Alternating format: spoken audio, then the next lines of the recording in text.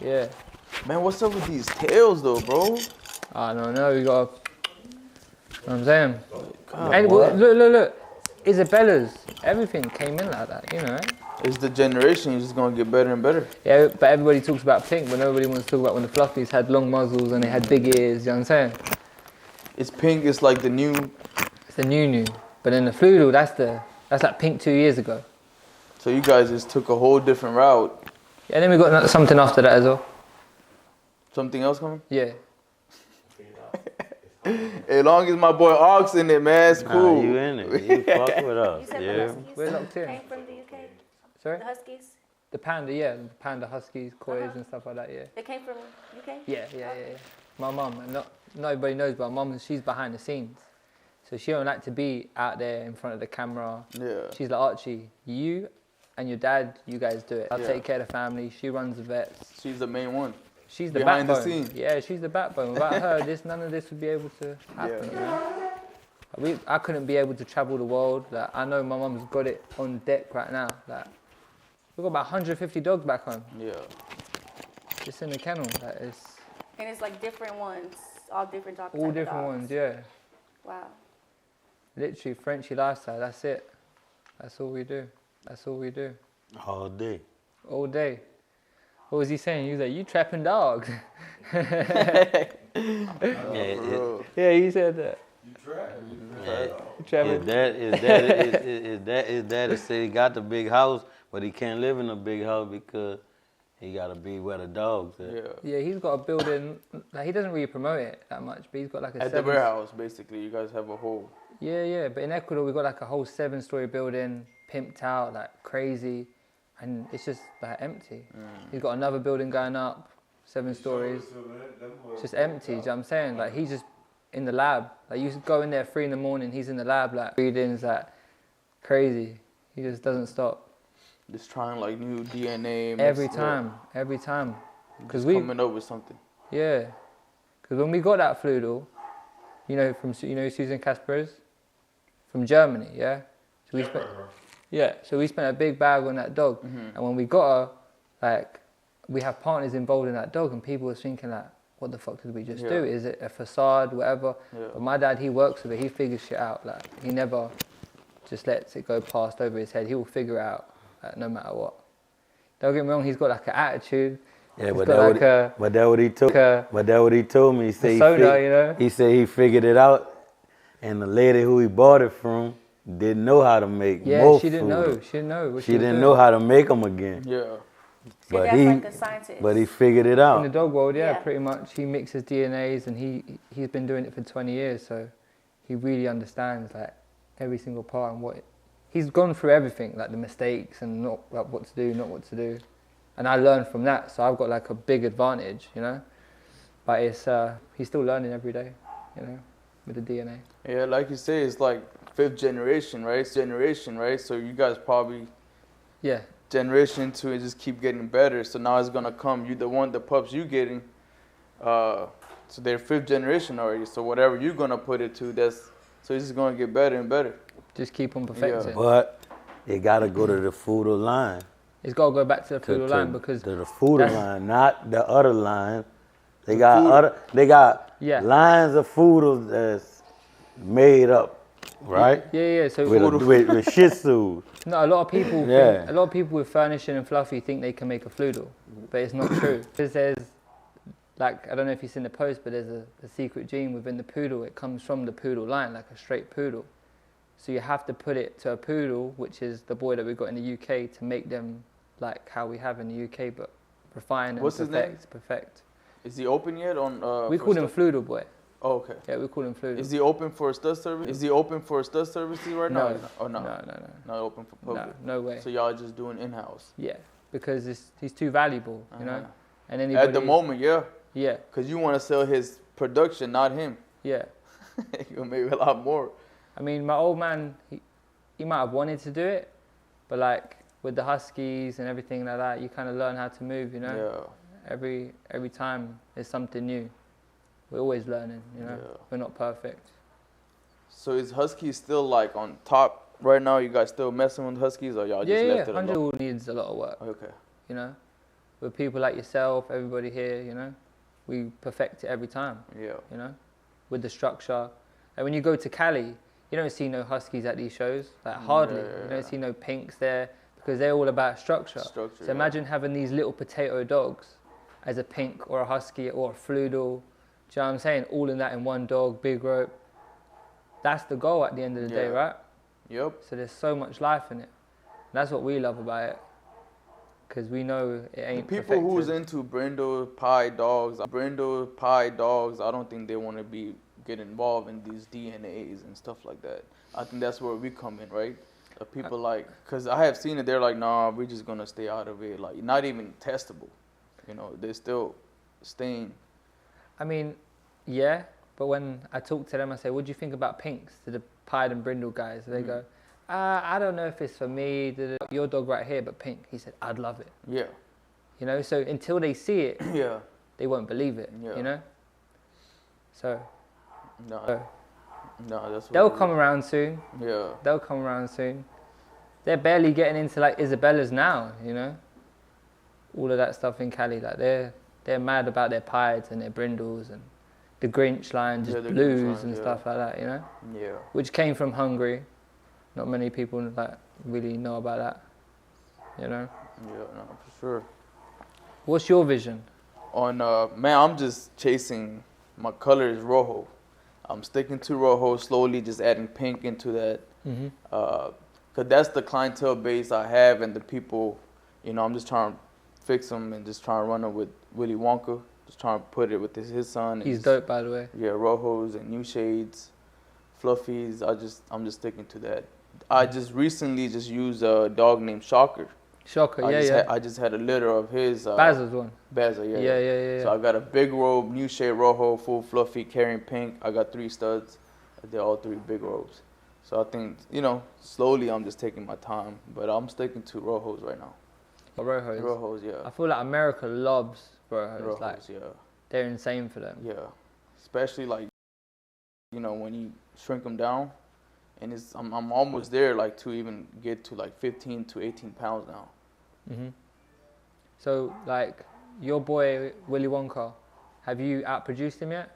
Yeah. So he got 3 of the other studs that same DNA as Willy Wonka, but smaller size. Dope. Yeah. When will they be working? What? When will they be working? They're working right now. Oh, right now? Yeah, they're working right now. How old is Willy Wonka then? He is, man, I started working him like 7 months. That's when all our boys start 7 working. months. 7 months. You know, he got the special sauce, put him on, and you can't wait. Yeah, I bet. Yeah, he'd be just like excited. But yeah, I'm just sticking to what's working for me. I don't wanna, especially like this type of market, so DNA's moving so fast that. So I'm just sticking to and just taking my time. Respect. Yeah. Let's go back to the start. What made you? Man, don't listen to him with that. What? He trying to get it all. What? He got it all. He got velvet. Of course, I got velvet, but I'm still trying to produce rojos. Too, though. But to produce rojos. Oh, all right. But we're talking about colors. What made you get into the Frenchie world? Like what?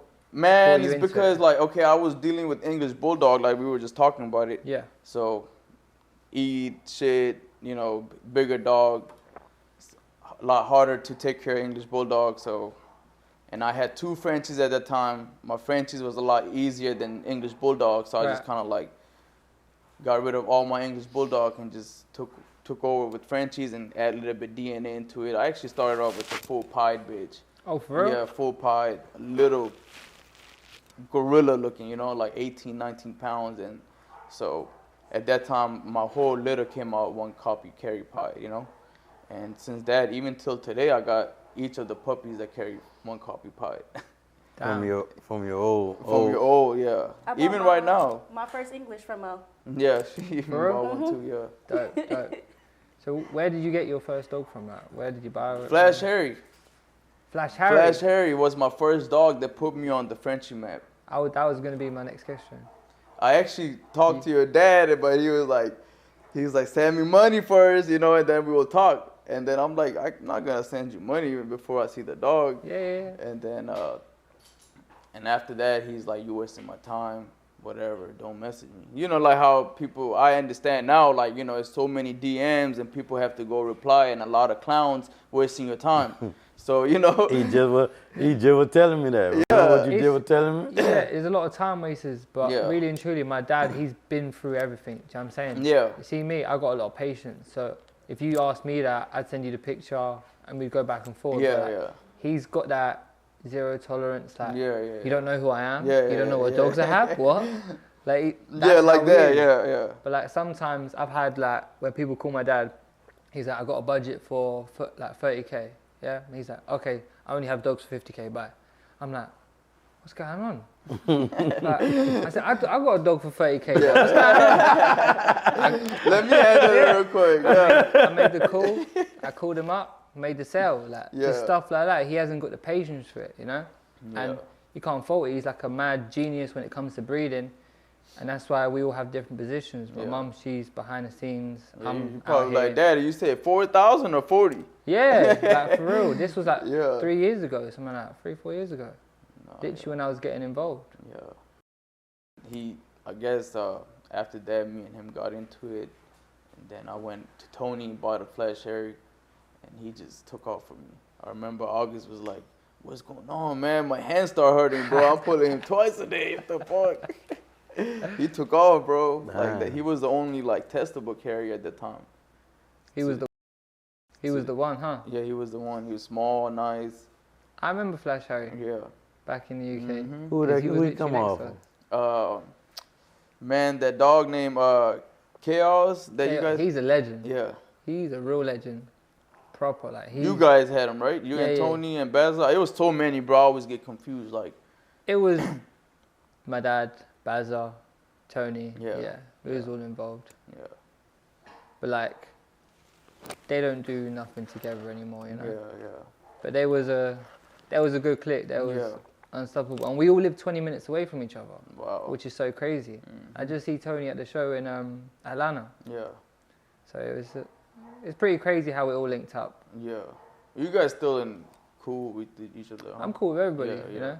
Really and truly. Tony and Joe, they're good people too. I think I was applying for one of the Rojo and 10 big robe they had, but he said he sold them.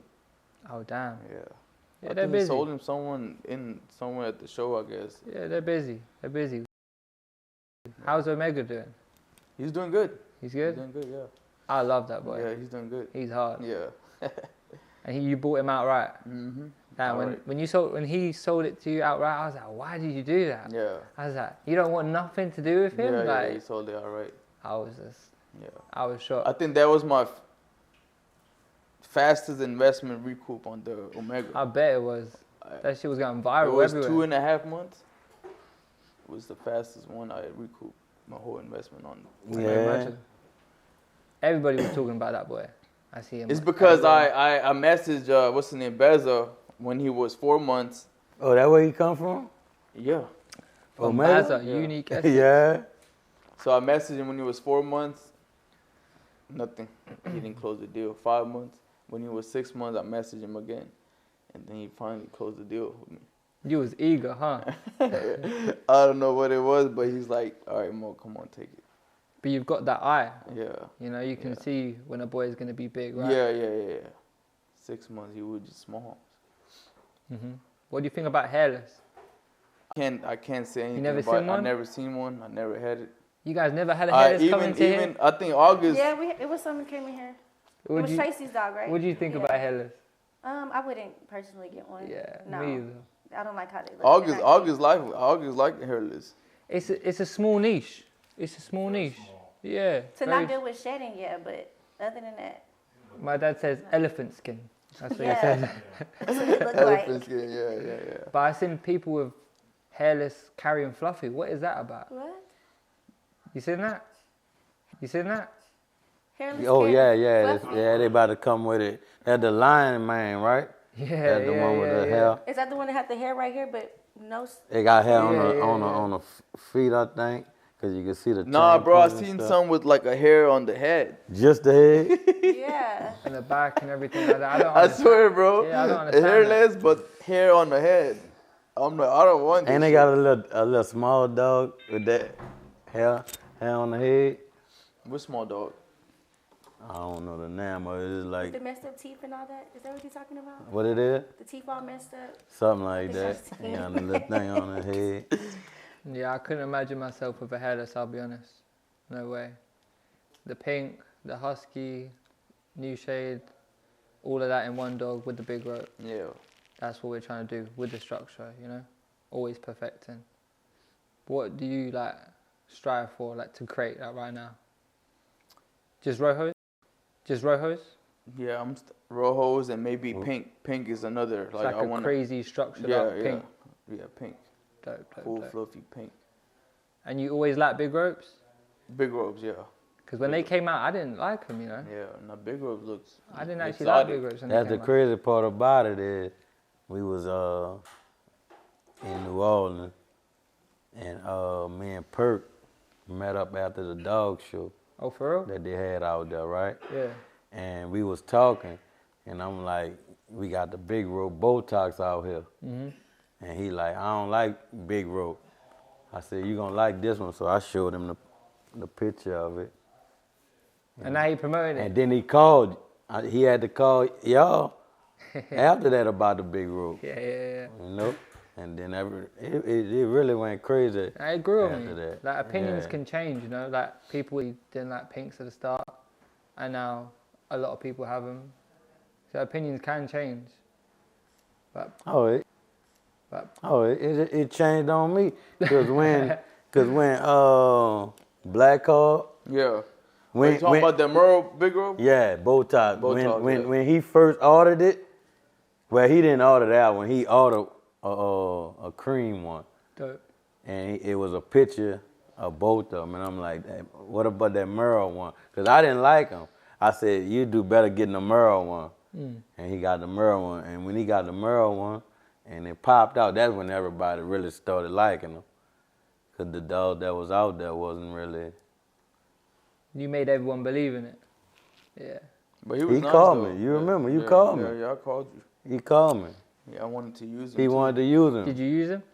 Nah, the deal didn't. Nah. Is that what y'all was talking Too about much? the other day? What? Nah, yeah, it was too much. No, that's another okay. deal we were talking about the other day, but that deal, that didn't go through because, not on my end. No. I just messaged him and I told him DNA for the bitch and he was like, 15, 20K. I was like, what? My question is, how hard was it to set up good relationships or networks out here in the U.S. from when you guys were in the beginning? From what I've seen, like, it was pretty easy because we had the source, you know what I'm saying? Once you have the source, then you have the product, like, people won't come to you regardless, you know? But like, keeping those relationships is probably the hardest because you're across the world. There's a lot of money involved, you know? So making the connections easy, but keeping them even harder. Same with money though. Making money is easy, but keeping the money is harder, right? Yeah. Right. Yeah, but it was a long run. But I'm fortunate to have a lot of people around me, like Bazo, my dad, that have been in the game for a long time. Yeah. They've made a lot of money. They made a lot of mistakes along the ride, you know what I'm saying? You learn from their mistakes. You know? Like you use what they went through to. Yeah, pretty much. Like, it's a big bonus to have. It's a big bonus to have, you know?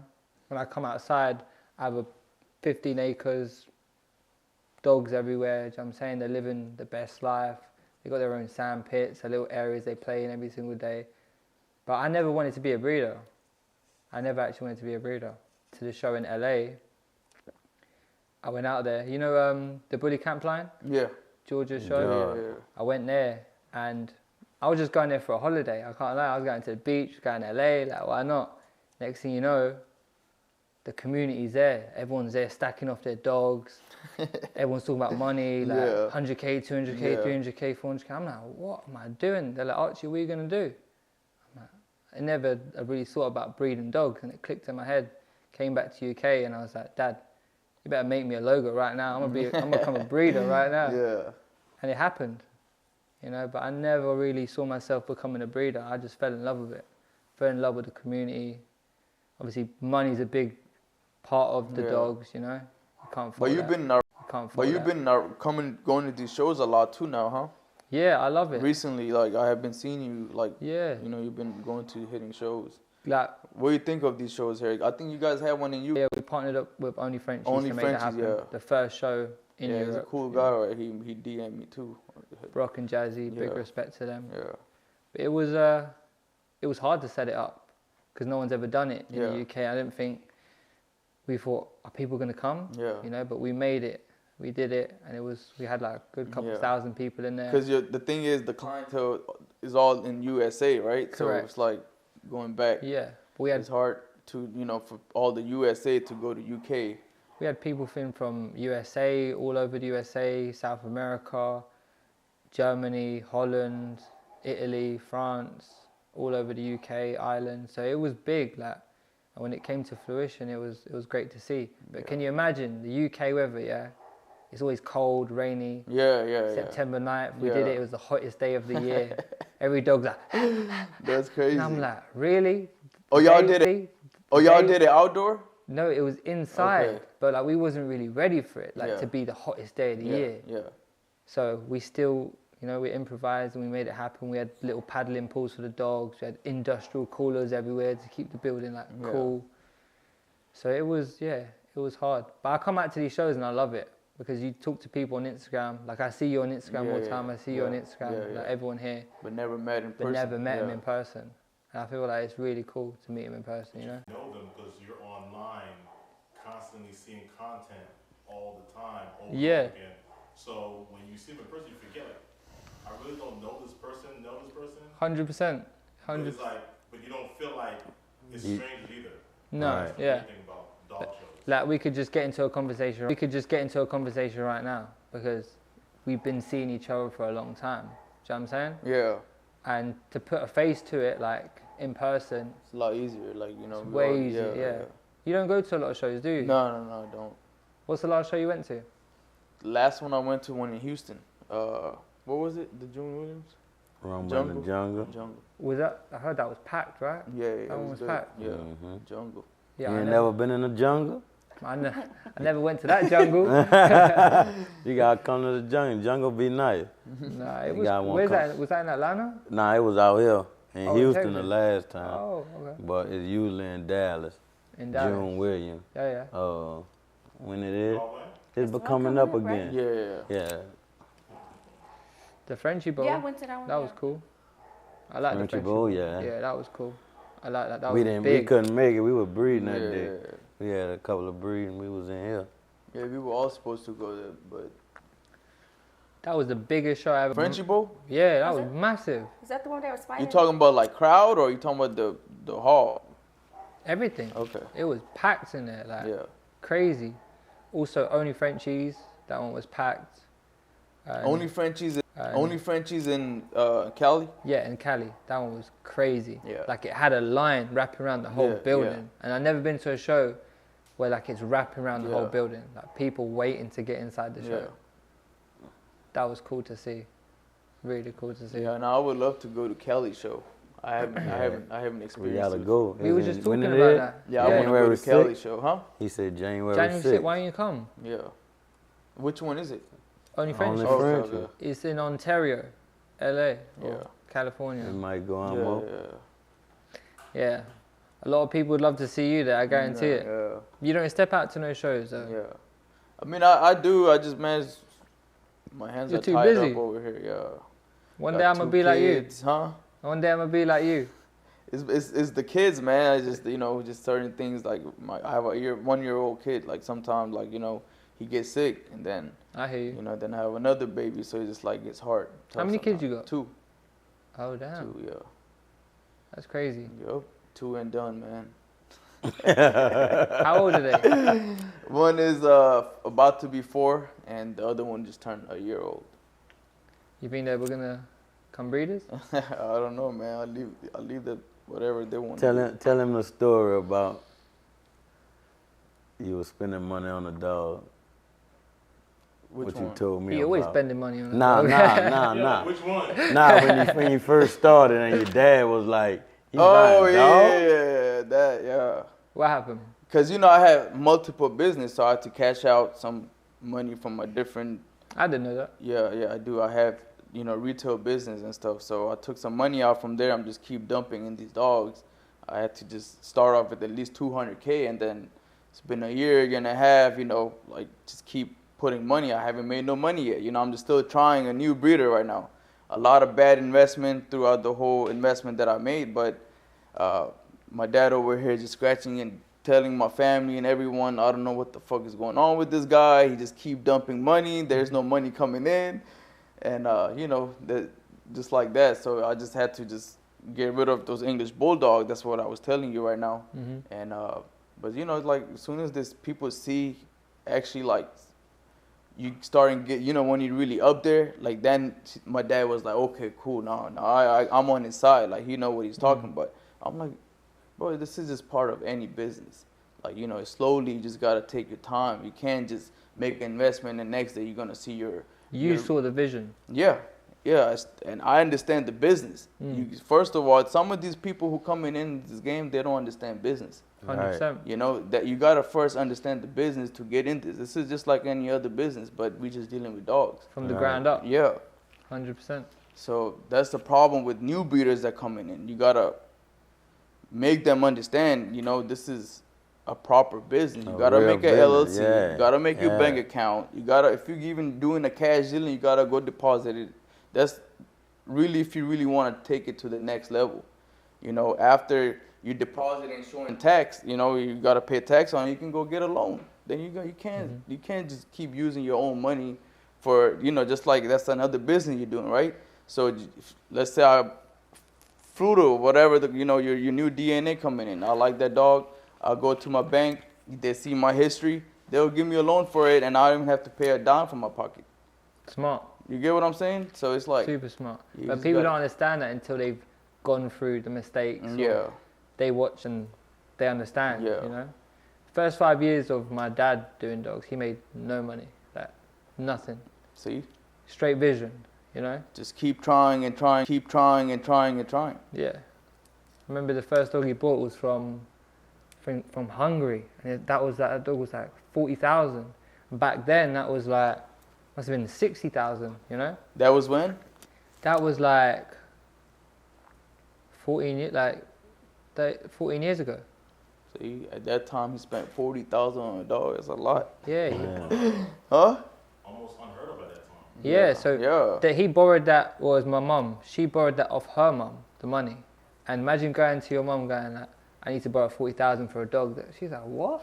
And they had the vision, this is a crazy dog. It was a blue, it was a blue brindle, something like that. Yeah. They saw the vision, and it goes back to the lilacs and all of that. That was all so new. Yeah. But they had the vision to really make it happen, and it paid off in the long run, But a lot of people don't understand this. It don't just start from nothing. Yeah.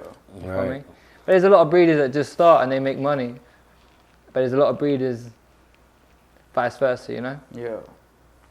So you really got to know your stuff, like learning the way. I worked in a vets, that's how I kind of caught up on my dad and I understood, you know what I'm saying? Yeah. I was in C-sections, helping the vets, the nurses for like 2-3 years, and then I thought, you know what, I just focus on the breeding. But if you don't have that, what do you do? Yeah. It's hard, It's hard, Super hard. Sure. So, tell them more about, about the food. Okay, so the floodle, yeah? You seen furnishing and wire hair and all that sort of stuff, right? So tell me this, how the C2 and all that came in? The C2 gene, the curly genes. I don't even know. You don't know? Personally, but our coat is totally different. It's no C1, no C2. And then we had a dog in Atlanta, one of my partners, he had the floodle with him, floodle producer with him, yeah? And everybody was going, oh, that's a nice C1, nice C2. I'm like, there's no C1, no C2. They're like, what is it? Yeah. It's a floodle producer, Yeah. It's a straight poodle coat on a French bulldog. That's what the vision is, So everybody with furnishing right now. So the one you have carry testable and pink? Testable and pink. Okay. No, the one I had in the UK. Yeah. Yeah, testable and pink. The and one, the one you just had a litter of is the big robe. Yeah, Floodle, yeah? Yeah. Back to that. Everybody thinks it's the same as C1, C2. Yeah. But it comes from the poodle line. That's why it's that coat, you know? Do you have, are you having like a lot of haters out there because you just started, like y'all be starting new? Yeah, we have a lot of hate regardless of what we do. See what I'm saying? Like we go on the live and just the way my dad talks or whatever, we have hate from creating dogs. Like as a pioneer, you can't accept the good without the bad. That's what I've kind of learned. When my dad started doing the dogs and started getting hate, I wanted to go on Instagram and go like, started cussing people out. Like, you don't know what we do, like you guys should thank us, whatever. But I kind of learned that I got to hold my tongue and you got to accept it, you know? Yeah, so that's how you deal with like all the negativity. You just... I used to just smoke. Okay. Go get it. I used to just smoke. Forget about him, but really and truly, it is what it is, you know? Yeah. Go get the other one. Yeah. Burn the But you know, it's a lot. It's really good for like the Frenchie market though. What you guys do out there, bring out new DNA and send them over here, and then you know, of course, then we'll get an opportunity to add more DNA into these dogs. You know, 100%. And it's not like, you know how bullies and English, they have like a cap, like that's it. There's no new color coming into it, right? So with Frenchies, when you have option to add new color, meaning more money. 100%. You know? But like if you don't understand, like yourself, you understand about breeding. So when you see something like the Frugal coming in, you see the vision, you understand it. Yeah. People that are not in the breeding world would go, what are you doing? Like, what is that? You know what I'm saying? Yeah. Why is that dog worth so much money? Yeah. That's why we've got a Frenchie like TV series coming soon. With, you do? Yeah, with, you know who Michael Corleone is? Yeah. Yeah, so we've got one. He's a co-producer. Okay. With producers from National Geographic, BBC, That's what's up. And just to educate the people. Show where? Is it going to be on Netflix or something? Yeah, it's going to be on TV, on actual TV. Nice. It's like a whole reality show. See, that's another, like, it's good for, like, people from outside of breeding. They'll get to see it, and they might want to come and jump into it, you know? They're going to want you on there. Clientele, huh? They're going to want you on there. Man. 100%. Because you got a story behind you. Yeah. People want to hear that. We all, these top breeders, I think they all been through something and have got a good story behind it, you know? And then when it's not easy to be on top, you know? We take a lot of L's there, too. 100%. Take a L every day. Oh, I swear. But when you sit there and explain, like, the colors, the DNA, the story behind it, somebody like regular that doesn't know anything about dogs and say, look, this dog's worth 100K, 200K, they're like, no way. Like, they don't believe it. Like, it just goes over the head.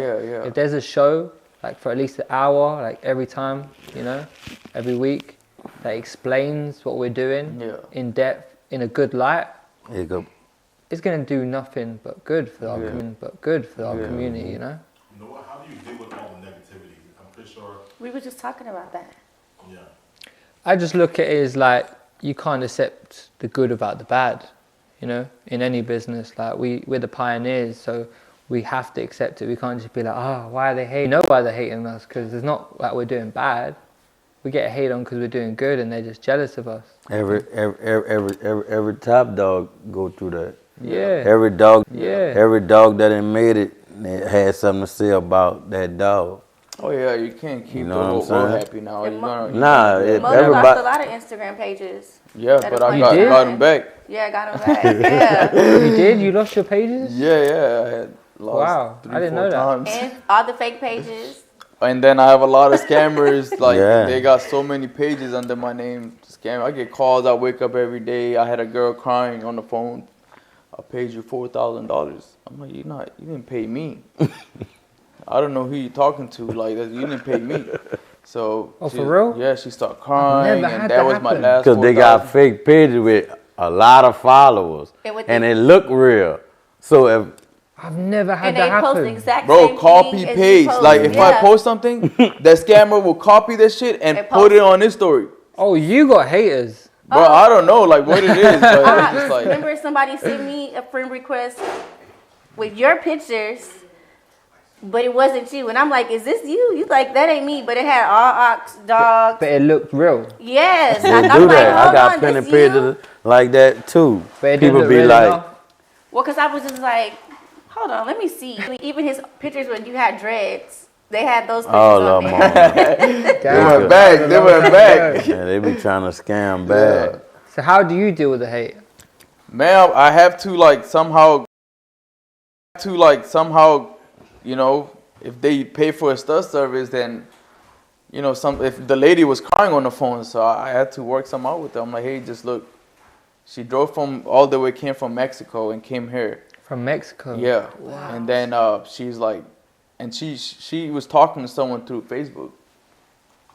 And I told her, hey, just pay me $2,000 and pay me $4,000 whenever you have a litter or whatever. Just call me and then we'll figure it out. Because at that time she came with her, she couldn't even speak English. She was crying, and then I had no other option. You're a good guy. But other like people paying $7,000 for Rojo full fluffies, hey, that's on you. I'm not. Don't call me that you pay $7,000. You coming at me that I can't do nothing. Right. Nah. Because then you'll be so you going for cheaper route, you're gonna get fucked. After this, you're gonna be having loads of calls now. You know what I'm Yeah, saying? 30, 40K of pup, you getting for 7K. Come on now. You should know something, man, right? Yeah, that's don't even sound right, bro. 7K. Damn. I never heard of that. I never heard anybody saying that they got money from something. They'll just change like 2 letters on your name, I can or imagine. like a period I or can something, imagine. or add an extra. Bro, on dash or Facebook, they something. have my French Baby Bulls group, 6,000 followers, scammer page. That's not you? That's not me. I always be They seeing got this. another French Baby That's Bulls. not you. No, 7,000, not me. Wow. That's why I tell everyone, hey, I got my page verified on Facebook. It's under my real name, Muhammad Sheikh. And I got my my Instagram connected to it. So it's both verified with my name. Yeah. So that way you don't get, if you I don't think they could take your page if you got your page verified either. Unless they I got my ID there. They can. if they buy a blue check. And they can take your page because they did that to my dad. He was verified, everything. On the new verified application?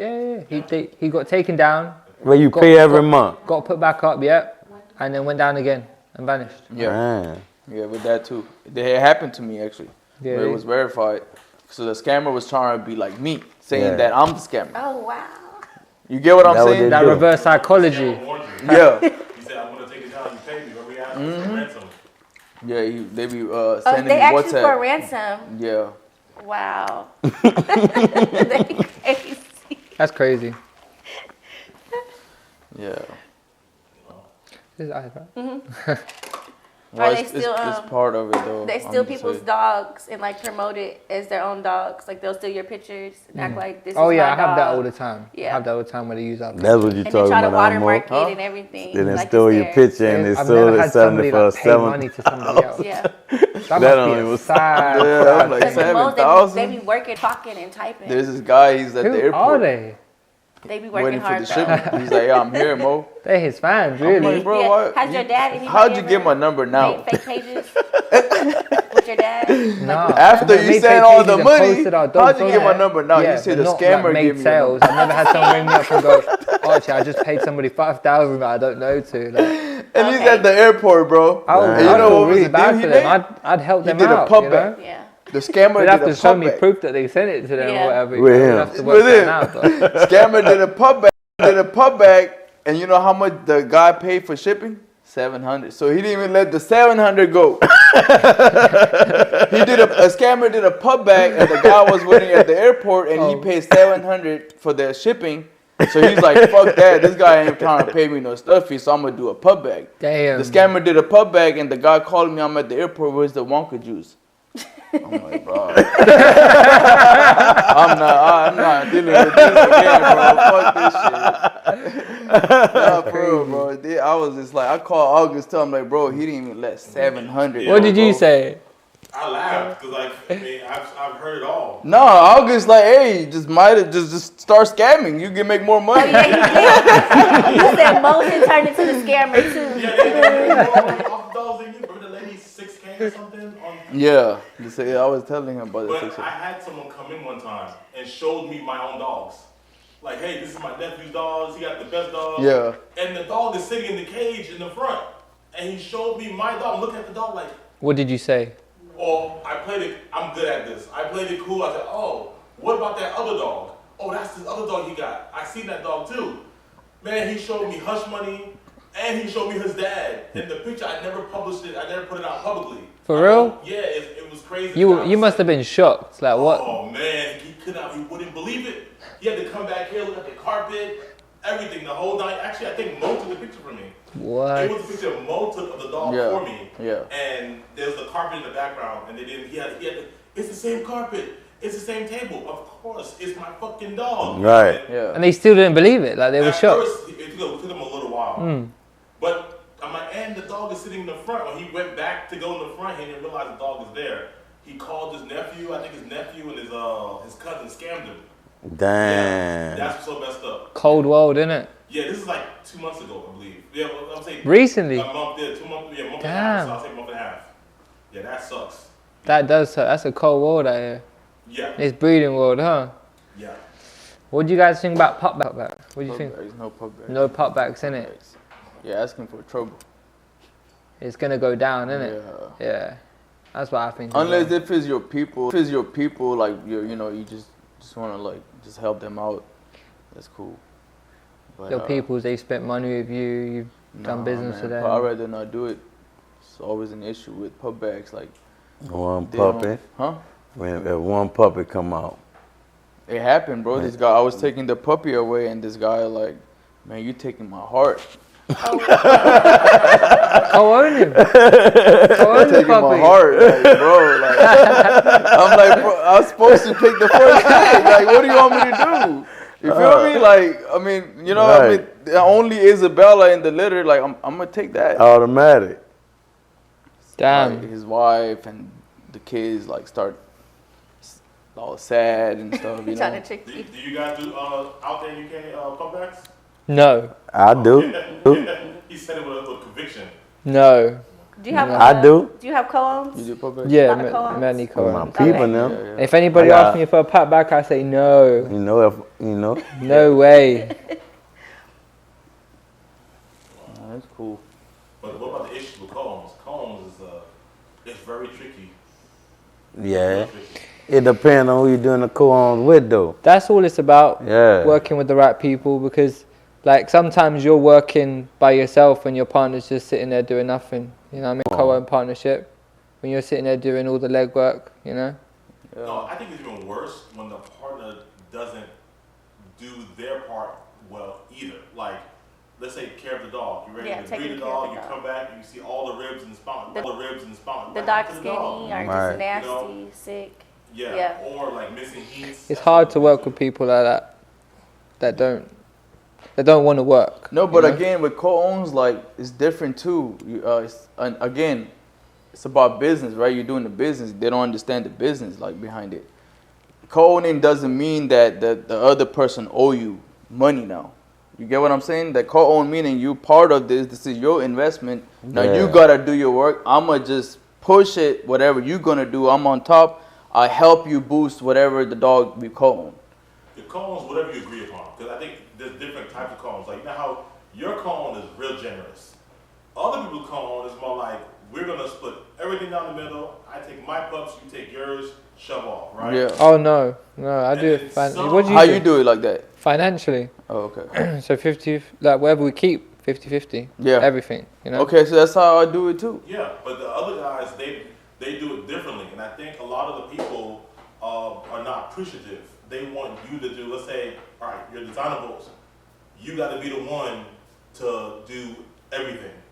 Sell the puppies, let me get all the hundreds of thousands, and that's pretty much, that's what they think is going to happen. But it's not the case. You actually have to put your work in also, you know, like you said, financially, down the middle, financially. They're thinking, you're the bigger guy, so you're going to cover and take care of everything. I've been through that with my friends. That they got bonuses and they come to me and I got 50k, and I did this at the start, and I was like, yeah, cool, I'll co-own a dog, 50k, and now I'm sitting there doing everything for them, every single thing. So I had to cut them co-owns off, you know. Yeah. After the 2 breedings we do, like, Yeah. you know. But you learn, innit? A lot of times I see when people, they've been doing co-owns, like the other person just get the dog and then you whelp the puppies and everything, and then when it's time to sell the puppies, then we get together and we sell the puppies together. Together, yeah. 100%. Otherwise, I mean, it depends who you're co-owning with. Yeah. I say if it's like somebody that's just counting on you, you kind of have to, you know that from the get-go what's happening. And if you're tied to that, you're tied to that. But from now on, I only work with people that can work alongside me, and I can be like every day. You don't want trouble, man. You guys probably been through so much, learned lessons and stuff. So I'm pretty sure how many co-owns you guys have right now at the moment? Probably like a good 50. What? Most of them Cali or Miami. All over the world. All over. South America, all over the States, UK, all over Europe. I think most of you guys in the States though, right? I would say like 60% of it is, in the States. Yeah. What's your top working stud right now at the moment? Floodle. He's working? For us, that's gonna... No, I'm talking about like oh, in the working. market, for public. Working for public, I would probably say ones that we sold or on co-own? Co-own, sold, like just top working stud right now at the moment. Our top working stud would probably have to be... It's hard because we don't really stud our dogs out like that, you know?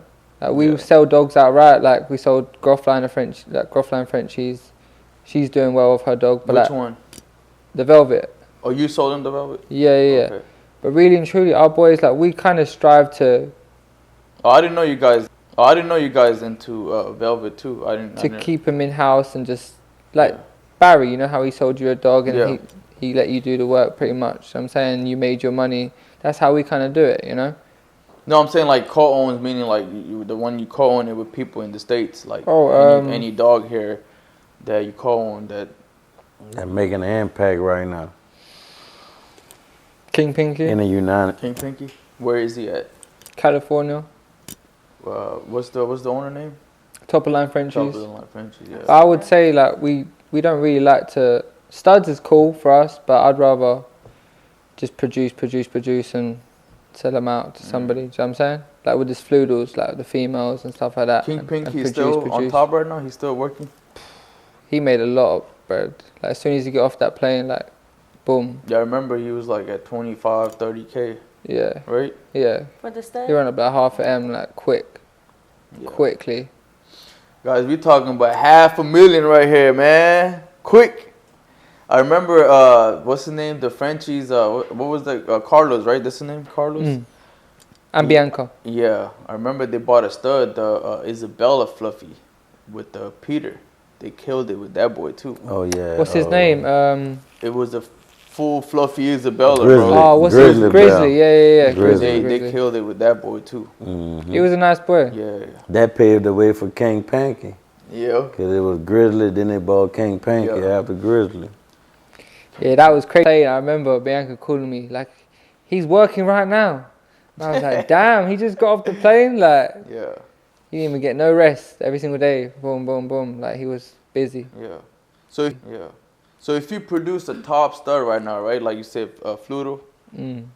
Which state you would want to have your boy at? Like, you know, like let's say Cali, Miami, Texas. 100%. Why Texas? I feel like it's either Cali, Florida, or Texas. Out of these three, yeah. Yeah. New York is upcoming. Yeah, upcoming. I would feel like they're the main states. Yeah. So any of them would be good, but I would like Texas. Yeah. New York is difficult to maintain dogs up there because it's a weird vibe in the tri-state area.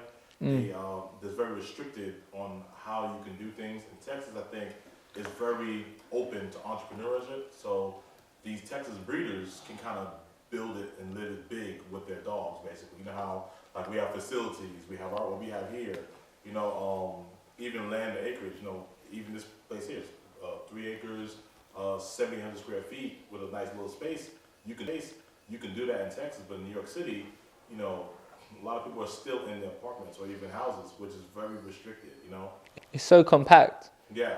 on top of each other. And then there's also that risk of having a high dollar dog that way. In New York, it's high likelihood of being robbed. And it'd be a coordinated event, so it's a real difficult thing to kind of maintain. A bit behind, but I say that, but then you got Alex, the likes of Alex, he's killing it out there, he does his thing, you know? And yeah, it's just, I went to a show in New Jersey and it was just... Who's Alex? Alex. Frenchie World, French... With Rick Failure. Yeah, he's killing it. But I went to a show in New Jersey, which is pretty much like New York, right?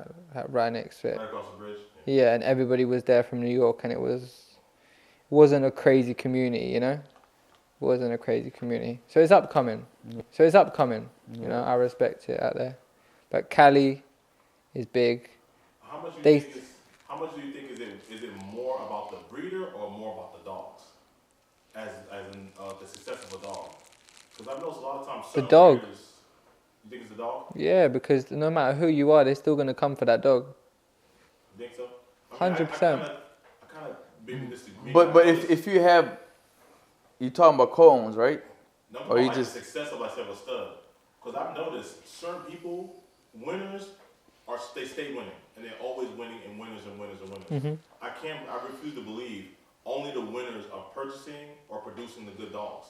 Because I've had dogs come into the clinic, I was like, whoa, why is this dog not working anywhere else? And there are people sitting on dope dogs, they just can't get it out there. So No, you're right. But I feel like as a top breeder, like breeders, right, or just anybody. I'm talking about top breeders, including everyone. I think a top breeder is the person who understands how to get the dog out there and working too. But you could have a top breeder that's not very liked, yeah, and he could still get the work. Yeah. Or you could have somebody that's not known having the best dog in the world, and it be nothing, you nothing know? or not as, basically not as much. It's like a double-edged sword kind of thing. It's both. You got to put in the work. Huh? If you come from nothing with a dog with nobody have, like you from nothing to something. Well, I'm gonna say back then. I'm gonna say a couple of years back. You come with a fluffy, a couple of years back, you getting $7,000-$10,000 a stud. Then it start going down. like how that platinum fluffy boy came in there. What's his name? YOLO. YOLO Cam, man, I'm talking about, man, I'm talking about swept. That dog, where did that dog come from? The UK? Yeah, he come from, Who did it come from? in the UK and then Germany, they co-own it together, remember? yeah, them two there. What their name is? I don't know their name. Oh, this is bad. I don't even know either. You know who we talking about? This? I know The dude who made Excellence and Eternity. The platinum. I think he's from Germany. It's two of them. Yeah. I hate when I don't know something. Yeah. I have a Actually. question. So you say y'all be playing around with like the DNA and try to produce the ones that y'all don't care for. Like, do y'all sell them like for pets, or do y'all like give them away, or do y'all just keep them as you guys as pets? Now, if we sell them, we're gonna just ruin our dogs that are gonna be something, you know. So like, I can give them to one of my friends or give them to one of my families and be like, look, keep that's your dog. Do you know what I'm saying? Okay. Like, I don't have to sell it to them. I'd rather just give it to them. Yeah. And the ones that are the best. Like when you're coming out with new DNA, you have to come out with the best. Do you know what I'm saying? Because otherwise people ain't gonna believe in it. People are gonna just talk about that. And even when I came out with the floodals I posted on my Instagram, they were still hating. They were still talking like, what is this? What is that? But in a year or two, when they're perfected and everyone sees it then, like... Okay, so y'all produced something that wasn't natural. perfected, and then you just like gave them to family and friends, and then once you got the ones you perfected, you keep those. Pretty much, Okay. yeah. Because otherwise, if you just sell them, like they're still worth something, but they're not the best quality. Do you know what I'm saying? So You don't want that out there representing you. you just, yeah, you end up shooting yourself in the foot, pretty much. You oversaturate the market before you can come out with this really Yeah. good product. So basically, like if you had like 3 girlfriends, and you had like all these extra dogs that were not top producers, I you do could this. just give them like, here babe, here babe, here I babe. do this, yeah. I just sent one to Atlanta today, well, 2 days ago. Okay. Yeah. To your boo? You said it to your She boo? was asking me for a long time. She wanted a dog. Next thing you know, now she's got a dog. There you go. That's good. Not to like random Christmas people. came early. Yeah, literally, that's why I did it for her. Yeah. She's good people. Only to good people that I know is a great home. They're gonna have a good life. Yeah. They're not gonna do some weird stuff, you know. And they try to post them pictures and be like, "Oh, look, this is what they came out from," you know. But there's always that Lucky small girl. chance, you know. Yeah. What'd you guys do? I mean, not every puppy is the breeding rights, right? So you gotta, like me and Auguste were talking about it, like, just, you also gotta have those pet clientels, like you can just give them $2K, $3K, you know. And sometimes I do puppy giveaways too, you know. Just, there's people on my DMs, like, for years, like, you know, hey, I like dogs, but I can't afford to buy one. So I just sometimes give them a dog, you know. And of course, you're first to second and third, but there's some litters like all looking first pick, you know, because both the parents are like less than 18, 19 pounds, so you can't give none of that. Both of the parents first pick. Exactly. So then there's something that you're trying big rope, so you're trying to get, like, of course your big rope is still not 100%, you know what I'm saying? So some will look like your mom, like the bitch will probably be 18, 19 pounds, so you want most of the pups look like the mom, you know, and just get the big rope from the dad, and that's your first pick right there. But on the bigger scale, like, you just trying to, like, especially today's market, you want to avoid it, like, you know. I wish I could just sell them for 2K and sell them for 2-3K, but I know even myself that it would just end up coming back to me. Do you know what I'm saying? Pet home, yeah. No, I'm saying no breeding rights, just pet home. It still come back to me. Really? Yep. For what? Like, what they gonna do? Spade? Because, like, say if I at the start, when it was like proper start, and we was doing the pinks, like, and there's a pink carrier, yeah, but it's not the quality we wanted. Yeah. If I sell that dog for 3K, then they find out the DNA of that dog, like, was that worth the 3K? No, but they don't need to know DNA. Like, it's a pet home. You know what I'm saying? For example, when we had a husky, and it was one of my dad's friends at the time, and he shipped it out to, I think it was Spain. He sent it out to Spain just as a pet. Yeah. Just thought it was going to be a pet, just to his friend, yeah? As a pet, no breeding rights, no nothing. He posted a picture on it, online. A breeder from the UK flew out, paid him good money for the dog, brought it back to UK, started studying it out. Do you know what I'm saying? Yeah. So it was like, wow. You got to be careful out here, you know? Yeah. Especially with, like, the high DNA when it's coming out. Yeah.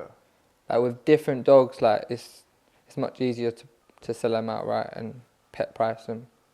Like I said, I wish I could do that with these dogs. Yeah. We got to be so careful. You ever sold a dog? Did you regret selling? Like, did you want it to go get back? I've kind of been raised, like, from a young age, like, never to be like attached to them like that. Like, cause I remember having a dog that I loved. Like, I loved this dog, and my dad just sold it. And I was like, I'm never getting attached to a dog ever again. Yep. Yeah. So I was just always raised not to do that. But of course, like, there's some dogs like King Pinky. I loved him. Midget, like, all them dogs. I loved them. Midget, he passed away, huh? Sadly, he passed away. You produced him too? Yeah. Yeah, I think I heard. Best pink carrier, hands down. Yeah. Facts. No, for sure. He was fawn, right? Fawn, yeah. Blue fawn. He carried everything, you know. Literally, he had that Cali structure. Yeah. But we still got his offspring. You guys still? They stay alive. You guys still trying to produce full pinks and stuff like that? Yeah. Like, have you seen a new shade in tan wrapped in pink? No. Full fluffy. Full fluffy, new shade. No, just say new shade in tan wrapped in pink. Yeah. Have you seen that? No. New shade tan wrapped in pink, full fluffy. Yeah. You seen that? Yeah. With the big rope? No. So there's just so much life, like, obviously with the structure as well. Like, we're still on a journey, you know, to keep on creating them. But Floodles it takes up a lot of your time, you know, when you're dealing with all types of DNA. But like I said, Floodle was like pink 2 years ago. Literally. when the pink came out, everybody was hating it, right? Yeah. Everybody's bashing it, pug this, Pekingese this, wow. And once a good dog comes out, they want it, you know? So we have dogs in the background that we haven't even let out. And once they're old enough, like, we start producing more and more and then sell them, you know? Yeah. You guys came out with the husky first or the pink?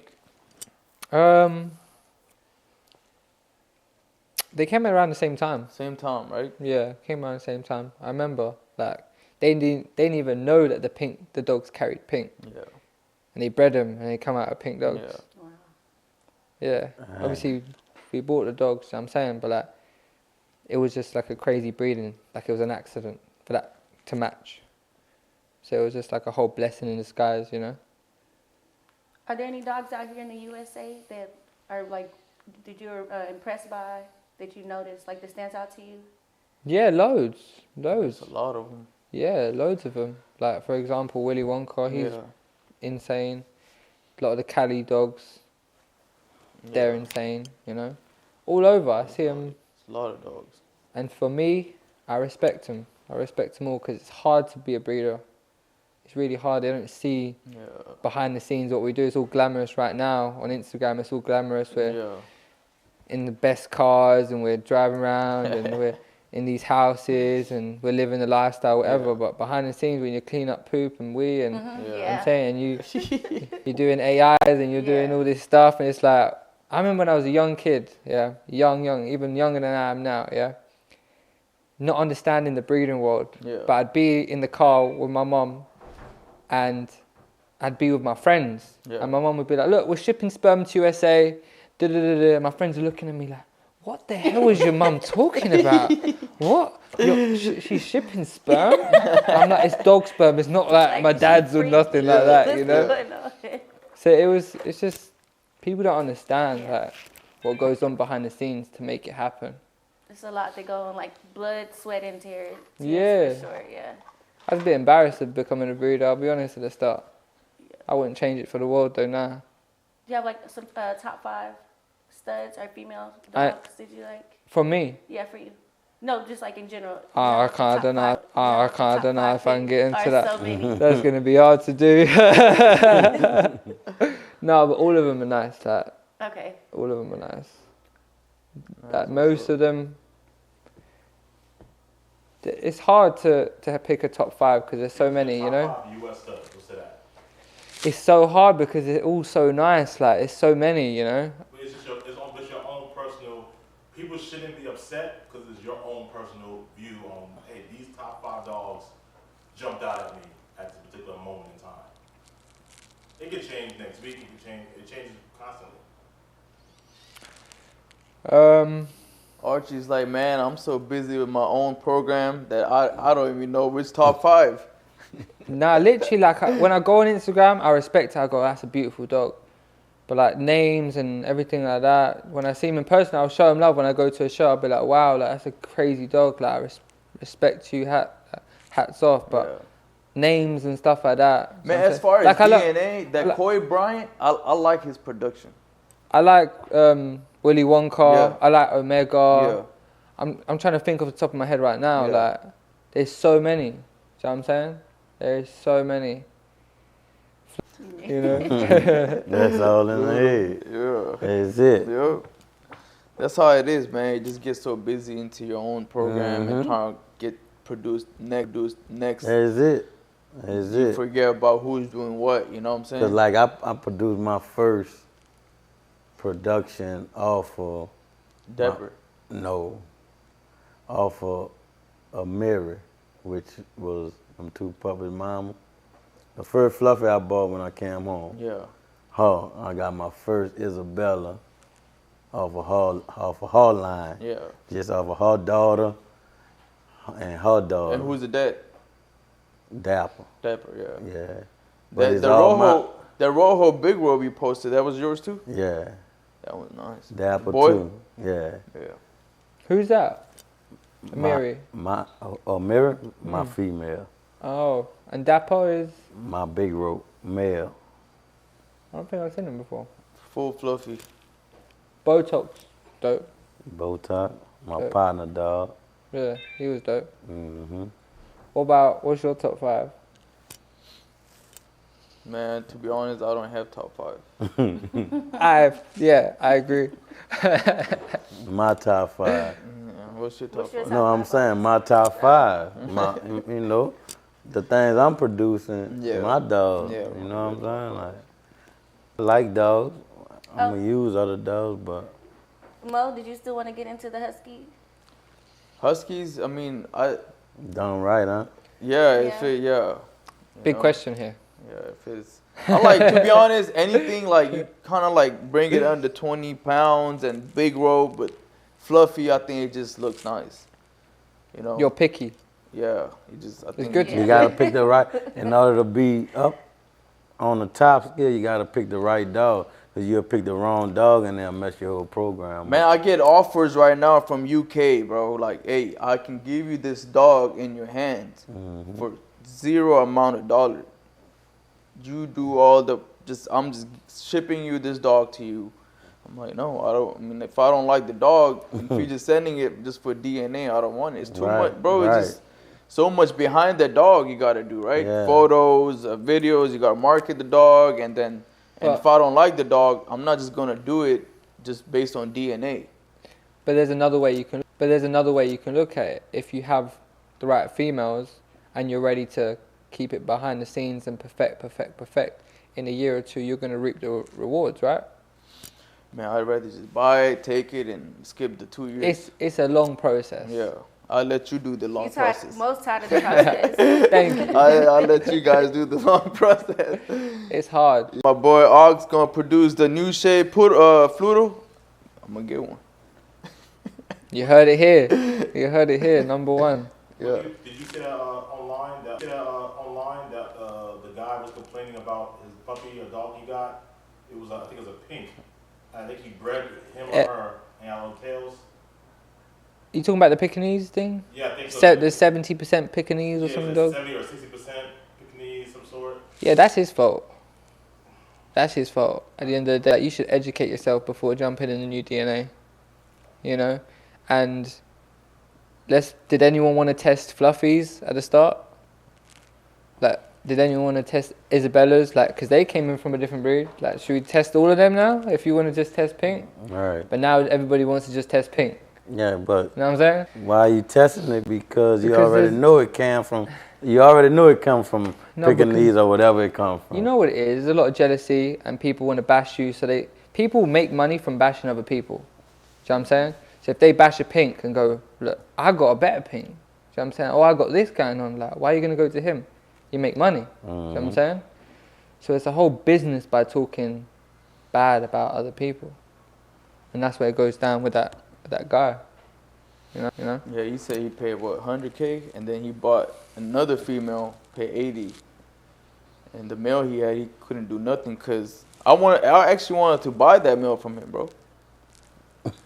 Like a blessing I in swear disguise. to God, I'm like, why is he not sending me videos, bro? I'm like trying to FaceTime, he's keep avoiding me, like some weird shit. And I'm like, if it's not meant to be, I'm gonna let it go. You know, just let it go. And then after 2 months, he called me. He's like, bro, I fucked up. yeah, I fucked up. And the boy's long. Oh wow. And just had a litter. Like he was just out of there, man. But again, man, like you gotta be ready for this. Like but his thing is like he's saying it's the other way around. He's saying it should have been 62% French bulldog. That's what he told him. Do you know what a French bulldog is class percentage-wise? Do I know? Yeah. No. It's like 85% is classed as a French bulldog. You know that? 85%? Yeah. Still? Yeah, if you look it up. That's what I'm saying. That's what's classed as French bulldog. Say that one more time again.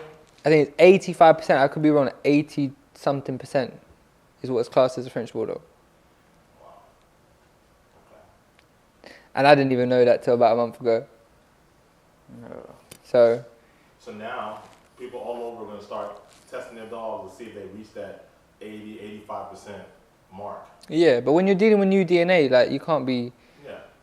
thinking it's going to be like that, 85% or whatever. I think the market of people, if it suits their needs, they want to be, not say lied to, it's like, keep that tidbit of information, I don't want to know about that. I just want the dog to look good, produce puppies with no tails and some Frenchy ears. I don't care about the rest. And that's the problem when it comes to breeders. Like that breeder, like you said, all of a sudden wanted to test because their outcome of their breeding wasn't a perfect product. So now they wanted to lean on something which would be like, hey, this dog is 60% Frenchy. I'm a victim. I'm a victim. Help me. Breeder, it's like scientists. We're all scientists. Know who can say who's a victim? I'll say a pet home, right? Right. Pet home buying a pup, think it's gonna turn out like a Frenchie, right? They get the puppy home, 5 months goes down the line, all of a sudden the face turns into like a German Shepherd. You know what I'm saying? That would be a victim. But if we're all breeders, you're essentially scientists, right? In the sense of being breeders, we know the elements that we're putting into our dogs. 100%. And obviously they bought it from someone who made, like I said, that didn't perfect it, I guess, to a certain point where it's a ready bake, easy go. You know what I'm saying? Like, oh yeah, give this dog is already perfect, breed it to anything and come out like a Frenchie.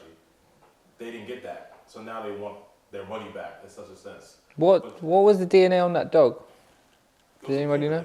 Just pink, full pink. Carrying testicle or anything? No, I don't but the puppies, none of the puppies didn't like pink or anything. It was like fawn, and they just had long tails. Yeah, huge. Like, damn. Yeah, like long as a puppy. Oh wow, that's for a French bulldog. That's crazy. Well, that guy, who did he use the stud off? Who was it? What?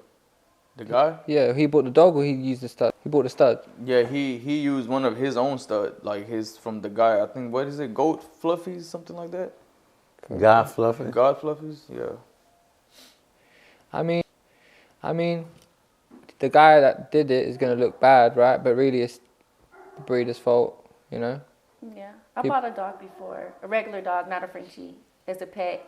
And they said it was one thing, and as she got older, she got so ugly and so long and just not what they said it was. And I just ended up giving her away to a friend. I was just about to say, did you still love her? No, 'cause I was like, ew, what is this? This is not what I paid for. What do they call them, giraffes? So I felt tricked. Hey, how's it going? What's up? Yeah. But yeah, man, it's come with the DNA, I guess. You gotta stay ready. Got him. Okay, have y'all ever sold a dog without testing the DNA, and then you sold it, and then you found out the dog was like way more worth? Like it was worth way more than what you sold it for? Yes. No, I haven't. No, look at me like I'm on top of my stuff. Yeah. That happened to you? Have you ever tested with animal genetics? Yeah. They get stuff wrong all the time. Yeah. All the time. So we've had dogs where they've come out, where we sold them not fluffy, and they come out all fluffy or whatever, stuff like that. You didn't even notice. Wow. Yeah, you didn't even notice. But they're already gone. But it could be, Yeah. sometimes it could say fluffy, but it's not, and the person who have it advertising it fluffy, testable, and it's not even the DNA. Bro, I've had dogs where they're full fluffy and the DNA is saying that they're just a fluffy carrier. Yeah, I didn't have that happen with them, man. It happened to Tracy with the Merle. She was just testing it out. The dog is obviously Merle, and it comes back no Merle, nothing. Yeah.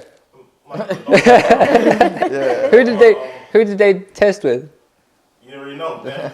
Animal genetics. There you go. Also, animal genetics be messing up. Yeah, you gotta do two, sometimes 3 times with them. But then I got the papers in my hand, but I just wanted to do a test. So I sent it to animal genetics, and it came back. The dog didn't carry his belly. There was nothing. I'm like, hold on, what? I call your boy. I'm like, man, something ain't right. You done got over on me. He like, oh no, I'm telling you. How this could happen because the mom got this and that, and it can't be. I called them up. I say, man, look, they sent the DNA, and it came back right. Oh, so basically they're just taking people money. Nah, they overloaded, I guess. I think it's too fast, and I think it's... Yeah. Laboclin, they test twice before they send it out to you. What is it called? Laboclin. Okay. They're like they're based in like Germany, I believe. They got their own lab and everything. But UC Davis is like #1 because they're like university standard. But you know. So slow. You see Davis, right? They're like, yes. I guess it's worth it unless you go use animal genetics. Yeah. That's the thing about them. Animal genetics is fast. Yeah, that's why. To get a Fast and wrong. You're testing. Like, I feel like You have to test twice. Yeah, especially if you're testing that you already know is like solid. All right, Isabella. I bred to Isabella, Fluffy, Big Rope, right, of some sort. Yeah. You see the puppies, you can tell which ones by visual inspecting it, which one's Big Rope. You know they all carry Isabella. You know they all, not Isabella, testable. They all carry Fluffy of some kind. Then you test for the ones that you're not too sure about. I've heard about where people had the whole studs. Now this is where I'm asking the question: should a person receive their money back if I breed to your stud and it's supposed to say carry a certain trait or possess a certain trait, but the dog does not? Like, was it the Gordito thing? Remember something happened where they thought, I think it's in that area with Vegas, where the dog was supposed to have Fluffy, L4. And they were studying him out with Fluffy and didn't come out. Nothing came with it, and then they come to find out that DNA paperwork was wrong. So they actually have paperwork that said he carried Fluffy. You gotta bless them. You gotta sort it out with something, down the line. Whether it's another boy, if they even want to mess with you again, But it's. Or what about? It's crazy. Big Rope. There's an incident. One of the breeders local had purchased a dog as a Big Rope. The dog looks like a big rope visually, but the dog's been bred numerous times, did not produce any Big Rope, and it's been determined the dog is I don't want to say fake Big Rope. It's just natural Big Rope. It's not a Big Rope. It's not a Big Rope. He didn't produce that at all. Nowhere else. It don't look like a Big Rope. It looks like a Big Rope, and I mean. Now, I know people suspect that people put injections in the dog. I've heard that. I've heard that true, like, that people do that. Especially if it's coming BBL from China. in the dog? Yeah. Shut up. Yeah. Wow. Is that true that people that do that? No, I don't know. I've heard about it. I heard about it too. That's some backyard stuff then. I heard about it. They hit that Botox in their lip. Shut up. Damn, you're just doing that for a quick buck. Wow, that's not good. Man, people have done way So it's more like for much testing less. stuff on animals. I can imagine. Yeah. I see it. Yeah. Wow. I see it. So now the people who bred to this dog, do you feel that they are owed some type of compensation? Yeah, 100%. I feel the same way. I feel like, let's say You gotta bless them in some sort of way, yeah. Now there's another flip side to that. There are people who are breeding to dogs, right? Where let's say a Merle. Let's say you have a Merle stud, and they receive no Merle puppies. Mm-hmm. Should they get rebreeding? No. Tell us your take on this. If you breed to a male dog, and you don't get no males, like that's just the chance you get, really. It's like if you breed. I was about to say. It's like if you breed to a husky and you get no huskies. Like what am I meant to do? Like, you know what I'm saying?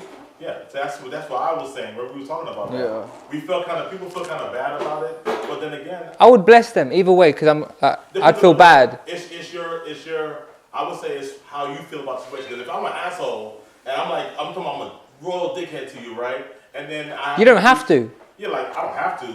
But if it's someone who like, hey, like it's like Mo, right? You got the business, everything's been copacetic, great business, great relationship, and then let's say he bred to your dog. Let's say you have a Fluffy carrier, or let's say you have a Merle, and he has no Merles at all. Then I can see you guys look after them. Yeah. Yeah, look after them, 100%. I've seen Merle females. I've seen through a lot of C-sections at the office. I've seen Merle females produce 9 puppies and not one Merle. I'm talking about visually clear Merles, not one Merle. Now she had Merle before, but 9 puppies at one time. I just had it the other day with a litter. I had an Isabella and tan female. I put it to Lucky Charms. He's a full fluffy husky, Big Rope, and I came up with they were all Big Ropes. Like I think most of them are fluffy, but no huskies. No huskies, But like that's like 1 out of 10 breedings. You know what I'm saying? That I would see, not even that, but like it's very small chance. So how did you guys transition from being breeders to the whole veterinarian care and clinic type of thing? Going to vets and being treated like you're a piece of shit, really. That's where it come from. Like not getting shown any love when you go into vets. So we just thought, we're making all this money from dogs, like why not make our own vets, It was just natural for us. And imagine our vet bill at the end of the year. Like having 150 dogs, Like, it's crazy having that vet bill. A lot of dogs. Like, the vets is worth having just for our dogs, even if we didn't make no money. Yeah. Do you know what I'm saying? So really and truly, it had to happen. And it was probably the best move that we ever done. And we got 2 of them. One that's 24/7, one that's like 9 to 8. Okay. Then, you know, Mo is working on a new clinic also, Pro Canine out here in Texas, well, Houston, Texas. Mm-hmm. And basically going down the same path, but it's immensely, I know a lot of these guys do repro centers, and they're not doing it the right way. Obviously, there's legal laws and things we have to kind of abide by and do things the right way. So it took us a little bit of time to get that going, but we've invested a lot of time and money to this. And it's just going basically the same way, but we're trying to educate the breeders. My question is to you is, with you guys, with the clinic, that means you guys know what's going on. How often you come across, how difficult has it been when you come across new breeders, right? To educate them on what's what, basically. Well, we're not always there, you know, so there's always vets and nurses, and they're not breeders themselves.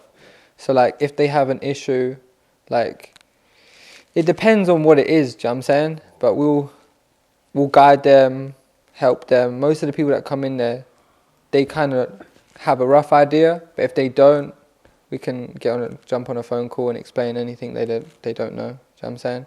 Do you feel people out in the breeders in the UK a little bit more savvy when it comes to the medical side of reproduction versus, let's say, US breeders? What do you mean savvy? Knowledgeable, basically kind of understand like heat cycles, breeding, sperm, how to transport, shipping, the potential of having litters, how to make either greater litters or smaller litters, or even caring about minor reproduction issues. No. To me, it seems like UK tend to have a little bit of an edge when it comes to that. It seems like the breeders. It's a bit more strict in the UK. Okay. A bit more stricter. So, like, when you're moving around with these type of dogs, obviously you have to be educated by the breeder side of stuff and the vet world side of stuff. So anything to do with the vet world side of stuff, they can ask a nurse, a vet, straight up there. Do you know what I'm saying? They can talk to a vet. But when it comes down to breeder side, they can jump on a call with me and I'll explain everything, you know? Like, we have to be licensed out there in the UK as breeders. You guys don't have to be licensed here, right? Well, some places you are, some places you. It's like this. Some places you should be, and they're requesting you're supposed to, but they don't really step on your neck so much as long as you keep it, I think, under like 11 dogs, some sort. If you're not too loud. They changed it recently. Like, if you're, right? Yeah. if you're a breeder in the UK, like, they come once a year. There's requirements that you have to have, like, certain amount of space. Like, you have to know your stuff, like, before being a breeder. Like, so not anybody can just be a breeder. But like, you can't have XL bullies anymore over there, huh? Banned. Banned, yeah. Yeah. So they come do like inspections? Yeah. Like, if you're a breeder, you have to legally have your address out to the public. So anybody could find my address. Yeah. Dang. But you don't keep your dogs? Yeah, we do. Okay. Like, everyone's going to have a bad day coming to my house to do anything. Yeah. But, like, if you're a breeder in the UK, you have to know your stuff, you know, or you won't be approved to be a breeder. So we have, like, 1-star, 2-star, 3-star, 4-star, 5-star breeders, you know. Yeah, nice. What's up, man? Hey, when you sending the fluto here to us, man? Talk to my man here. Auguste? Whenever he's ready, you know. We get that sent over. When we getting that dog over here, bro? I ain't say when. Man. It should be soon. We're gonna do the dog over here. We're gonna do the contracts, everything tomorrow, and then we get the shipping in place, you know. Yeah. Say, Bob. Send him a stud out here, man. Send them a Oh, stud he out be here. good. We gotta work. We gotta talk, you While know. y'all doing that. What are you thinking? You shake hands with something new like that, you know. I'll go half in with Ox. We can figure some out. I like the sound of that. Huh? I like the sound of that. Yeah. But only co-own. Co-own. You gotta make sense. Only co-own, because, like, with that value. But you gotta have a makes- co-own. Like, it has to have an end to the co-own. You get what I'm saying? When the boy stops Like, working, no, meaning like his, like, time is over. Like, in a sense like of co-own till like how many breedings? You get what I'm saying? I can't, like, now I'm getting to that point, like, with the cone, it needs to be like that. We gotta have an exit plan before we even shake hands. Right. It's the DNA shit moving so fast, bro. It's just like you already know. Like within 5-6 months, you're gonna pop out with another one. Right? So it's just like the exit plan. Just like the exit plan. That's what a contract's all about. Yeah. You know, so we put. Yeah. It's So for both of us. You know, for both. so we both feel safe. Yep. And really and truly, like, it's like with King Pinky. You know, we ran up like more than 50 studs, and we didn't have no exit goal. Do you know what I'm saying? Because whenever they need another boy, we talk and we make something happen again. Yeah. You know, so we keep that relationship strong. That's going to happen naturally, you know. Yeah. And that boy still to this day is working, and we still co-own it regardless, you know. Yeah. And the next boy will go to them, and we keep on going, you know. So it's just natural. We keep that relationship. Yeah. You're always going to have the next boy in it. With that, but let's say if we co-own a dog, let's say some new wave coming in, you guys like a Fluto with testable, pink, and all of that, the stud with big rope. That would have to go to you. Yeah, there's certain breedings that we do, and then that's it. Like, we're done. We'd have to put in a contract, like. You got to put in a contract, of course, because the co-owner paying you up front for that, you know. You're getting paid too at the moment, and then you're also going to get money up at the end.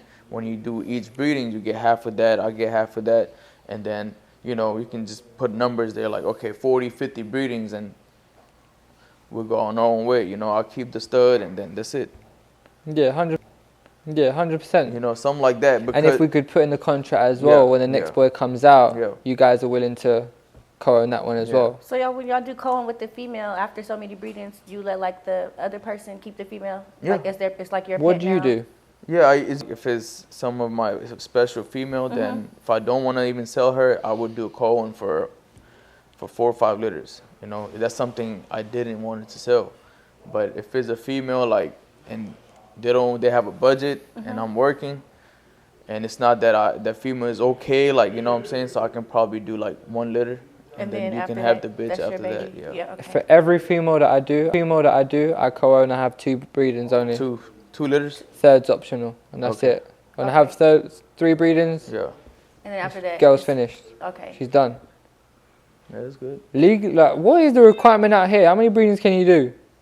It was like 3 or 4? 3? No, you can do up to 5. Okay, so like Yeah. So in the UK, legally, you can only do 3. Okay, now you can do up to 5. Oh, damn. this boy. Oi, oi. That's what we call. Who is this? It's mine, Dapper Dan. Dapper Dan. Dapper Dan. What's up, player? Got the huge. What's up, playboy? Everybody look like a mini lion, bro. Got a huge head on him. Oh, he just been busy, huh? He been working. He got his lipstick out. Yeah. He got his lipstick out. You do the AIs? Auguste. You done it before? Yeah. No. You ever done insemination? No. What? Yeah, he does all that. I'm with you. I don't do the AIs, you know. But when it comes down to inseminations, I do that. You do that. I got the magic finger. Yeah. That's what we say. No, I don't do none of that. Oh, you know this. So you be selling, breeding, inseminating, and all that. Yeah, of course. Oh, okay. Like if you came to our house and you become a breed, like if you're coming to do a breeding, Yeah. like if you're somebody that we don't know, like you're doing it. You're doing the insemination. Do you know what I'm saying? You're doing it. Because you know, you've been around since you were a little kid. So, you know, you've been seeing it every day. Every day. Like it's natural. Yep. So natural. So you're supposed to know it. I remember when I was young, like going inside, I was having Domino's pizza, like ordering Domino's pizza. Tony Hill would be there, Barry would be there, my dad would be in there. There'd be 20 clients outside. I'd be like, what is going on out here? Yeah. Like, it was just normal to me. Yeah. I'm like, who wants pizza? Like, do you know what I'm saying? Yeah. Natural. You know what the crazy thing is though? You see, my dad knows so much about dogs. I'm starting to teach him stuff now. You know what I'm saying? Yeah. But that's how it works. Right? So you're gonna help him a lot, get that ideas coming in, and that's gonna. But that's crazy that he come from the same person that y'all boy come from. What? Oh, him? Yeah. Yeah. You talking about Beza? Yeah. Beza and CEC. CEC, yeah. CEC, Vegas in the house. CEC, man, that I think he's one of the there. top Up breeders there. out here in the States, man. I agree. I'm not even gonna bullshit, but No, I agree. him, he's been for past 2 years. Mm-hmm. You know, he made some major Cause he not scared to invest. Yeah, invest and keep on going. Yeah. New. Sit down. Sit. So out of And that's, 10, that's a prime example of a co-own. Co-own relationship, a real strong co-own relationship. Yeah. Oh, yeah. Without Baza, CAC wouldn't be able to do that. Do you know what I'm saying? Exactly, yeah. Good relationships. Yeah. So I guarantee he's blessed them along the way without having to, do you know what I'm saying? Yeah, his thing is now like, what's the point of me studying out a bad stud, giving everyone the sauce? Instead, I can just do in-house breeding and sell the puppies. Yeah, I'm like, that makes sense. That what the game used to be about. Yeah, but now it came down to like studs, like, you know, I want to stud him out, get 50 studs, services done, boom, boom, boom, make quick money. But if you hold on to a dog, and if you're the only one with the dog, like Fluto, you guys know what it's not your first rodeo. You guys been there, done that. So y'all gonna do in-house breeding and let the puppies production do the cones and all that. We could sit there and make half a ticket quick. Or we could make a meal in the long run. Exactly. Do you know what I'm saying? That's how we look at it. This is a long-term business. 100%. And on that meal, we can make our own productions as well. Do you know what I'm But do saying? y'all have dogs where you make half a ticket, and then you have your dogs where you write it out and make your million? Yeah, many. Like Okay. both. We have all No, of I'm them. saying it can be both. You Yeah, can do yeah, the one many. and then the other Yeah. at the same time. What do you mean? Like you have some dogs where you can just, where you said make not the million, but make something. But then you have your dogs that you keep. I mean, I feel like you learn as you go. Okay. Do you know what I'm saying? So now it's longevity. Do you know what I'm Okay. saying? Always. But like sometimes it is tempting to go with the quick bag, you know? Yeah. But you learn not to do that. Really and truly. Everyone's tempted, you know? Okay, enough with the dog stuff. How are the clubs in the UK? Oh, they're crazy. They're crazy. Yeah, I did not think you was gonna ask me that. Yeah, because it's like I'm gonna go party out there. Yeah, we got you. If you come to UK, we got you. Because Tape even London. with the rap, it's very upcoming now. It's very upper echelon. Yeah, I've been hearing a lot of. Like you have to be somebody to get in any of them places. Like you have to know the right people. Like if you don't know the right person, you ain't getting in. Oh, it's like Hollywood or something. Yeah, you're not getting in. Oh wow. Like, cause there's celebrities in the best clubs. There's big people, royalty in there and stuff. Like you can't get in them unless you know somebody. So we got to come in with you, basically. Just come in with somebody, you know. But 100%, we'll get you in there. Okay. 100%. When are you trying to come? Is it cold right now or is it hot? It's cold. I want to come when it's hot, not right It's now. probably freezing out there right It's now. real cold. So during the summer. During the summer, Come we in. got you, Yeah. 100%. But let's talk about Houston. What's the party life in Houston? I think Houston never sleeps. Oh, for real? Yeah, it's always something to do. Are we outside tomorrow? You coming outside? I'm coming outside. Damn, where we going? We going to Clay? Mo, you coming out? Nah. You coming out? Oh, I don't go. I stay in the house. I told got him greedy. I don't. Most likely, if I told say him I'm I gonna don't. go, what's gonna happen is it's gonna be a line of dogs that need to get bred or progesterone testing, and that's how it always happens. That's how I missed the show. Mo be like, "Hey, you going to the dog show? Yeah, we're going to the dog show. We get all hype." You like my pops? Huh? You like my pops? He won't leave the house because he's dedicated to doing like the breedings. Man, and then I look on the schedule, and Mo call me, "Hey, you going to the dog show?" I'm like, "You know goddamn well I'm not going to the dog show. I got like 5 of his own breedings on the schedule. it's his breedings. So if you don't see me at the dog show, I respect it's you Mo's for that. fault. Nah, I respect you for that. But I've always been that way. But Mo don't even go to the show either. Yeah, that's what he asked me. So the few times I'm like, I blocked my schedule off. I'm going. And that's how we ended up at Yeah, Frenchy boy, but I couldn't go this time. Yeah, he was pushing. Now, I have breeding. You had breeding that Yeah, he had breeding that day too. I called. I called Mo, Mo called me, you called Mo said call August. Like, man, listen, bro, this is He's not going with it. Too busy. I don't want to be the one to say I'm not going to go. So, but that's what happens. But I do it, basically, it's like a team, and we do a lot of the work. And so, like I said again, we don't have time to. If it's marketing, I watch Mo come here. He has free access in and out, and he comes in on the couch, and he'll sit here and just be online answering clients, helping people, helping other breeders. I watch him help breeders. I watch people ask him a zillion questions before doing a breeding, and guess after like 6-7 hours of just doing this, the phones are dying. You see, he rotating to phones. I got a question for you, all you guys. So when somebody's used somebody else's stud or somebody else's dog and they come to you asking loads of questions, what do you do? If they use someone else's stud? Yeah, they never done business with you, but now they want to sit there and tell me the game. What do you say? Bye. Yeah. He said bye. Bye. What would you say though to somebody? Yeah, I mean, whoever you spend the money with, you just gotta go there, man. They should be able to give you all the answers. Because you must have loads of DMs, right? Yeah, asking you. Lots of clowns. I got a dog from this guy. What should I do? Like blah blah blah. Yep.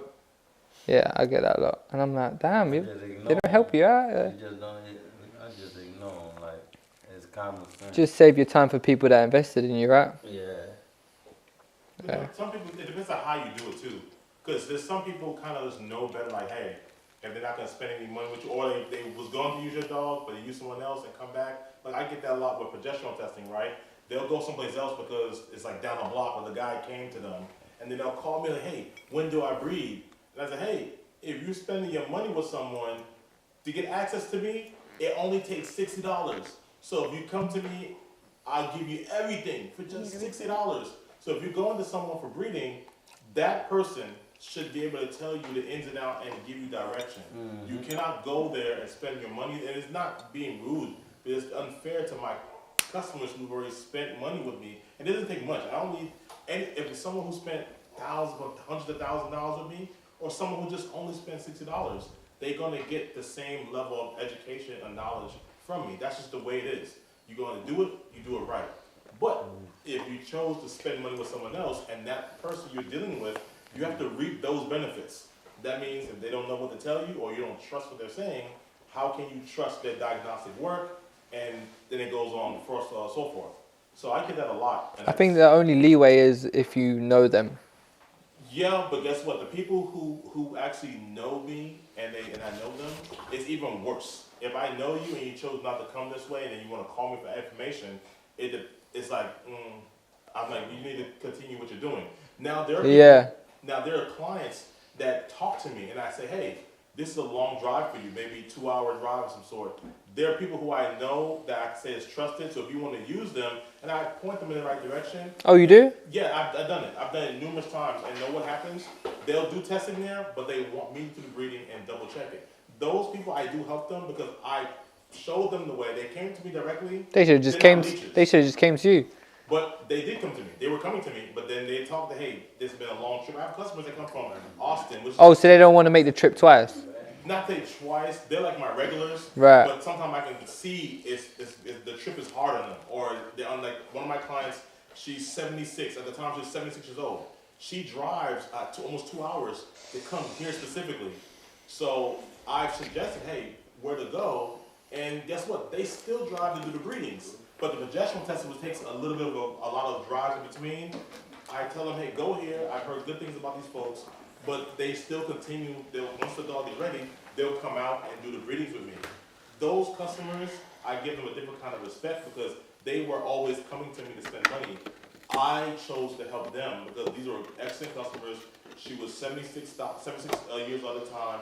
She's an old lady, can barely see, and she takes those drives here. And I would rather her go to somewhere where it's close to her home, get the proper testing done, and then just come visit me when it's time to do the actual breeding. That's what I do. So I agree. I agree. Relationship.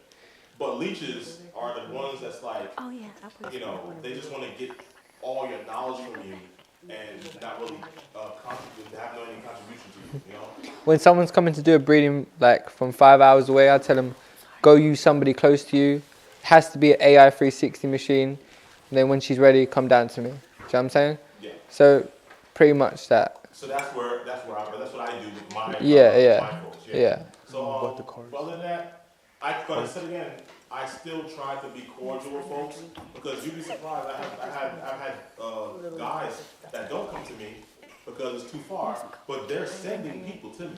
Mm-hmm. Like I've had customers come, hey, such told me, and I know him. I know he goes to some other guy on the north side, but they're sending people still to me because they thought I'm the best choice for that area, and they're still. So those guys, I give them again, like you said, people you know, they call me for knowledge. They vouch. Yeah. Yeah, I help them out because they would come here if it was more. I mean, if you get off work at 11 o'clock, then to drive 2 hours to come do a progesterone test, that sucks.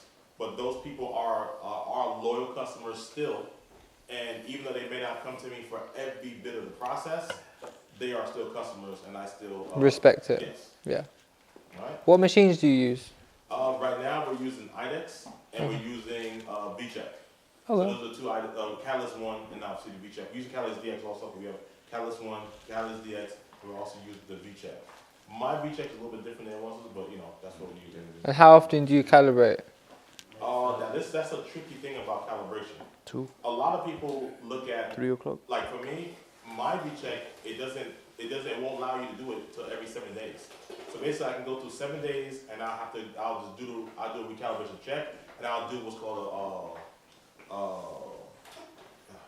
I have a samples basically. I have samples, and I'll retest it against these particular samples that's known to be what it is. Then my IDEX, the cool thing about IDEX don't need calibration. That's where people don't seem to understand. IDEX is each use is calibration. Calibrates it itself. Yes. So we have people, because we have AI 360 from different type of from different clinics. They come to us to test their machines, to calibrate their machines to make sure it's correct. So it's a lot of the people understand with testing. There's so many things that can go wrong with testing. So even if you can have a machine, let's say that costs $100K, or something that costs maybe 50 or 20K, or you can have, let's say, a mass meter spectrometer, which is like the most accurate machine. Again, if you're not doing the testing right with the temperature, the amount of ULs, your pipette. I've seen pipettes go. There's so much ULs. to it, yeah. I've done it. I've dropped the pipette, and then it's like it's supposed to be 50 ULs, but then you actually, and because I've done it so many times, I can look at my eyes and see 50 ULs, and I'm like, hey, something's off. So as I'm checking the pipette, I go test it out. The pipette went from 50 ULs to 75 ULs. Straight. So, but I saw with my eyes. I said, hey, there's something wrong with this pipette, and I because I see the. Because you've been doing it. Yes. Yeah. But a lot of the guys who do it, you know how bad that 50 to 75 ULs of serum, their test is drastically wrong, and we think that's what's happening. And they would never know. They wouldn't know, but I think people believe in machinery. It's not in the machinery. It's in the skill. It's like cameras. People say, how did you get such a crisp picture? They'll go out and buy a $6,000 camera, and the picture will look shitty. Yeah. Because they thought it was the camera. It's the skill behind using a $6,000 camera that makes the video or the quality what it is. You know how we take our pictures on everything? iPhone. Nothing wrong with that. But like people would ask me like, what camera do you use? Like what camera should I buy? I'm like, I use my phone. Don't use iPhone. Yeah. Because Mo know how to use it. Yeah. I tried doing it the Mo way. It's too hard. I gave up. Yeah, I tried it. You do it with your phone, Mo? Huh? You do it with your phone? Yeah. Everything? Everything. Mo know how to do it. Straight. That's it. Hey, thanks, man. Thanks for coming, stopping by here, man. Anytime, bro. Yeah. I need one of them hats. It was good meeting you, linking you up for the first time. You know, I've been seeing you around all over the state. Likewise, bro. I've seen your dogs everywhere. Man, I wish you had some of them here. You got any here? I got one coming right now. He's for a breeding. Who is it? Wonka Bar. He's just my new upcoming stud. I'd love to see him. Yeah. Dope. Yeah. I need one of them hats though, bro. Where can I'll get you one. I'll tell her to go get one. Please, bro. Yeah, she bring it. She I'm bring gonna rep the that dogs, shit. so I'll tell her to bring it.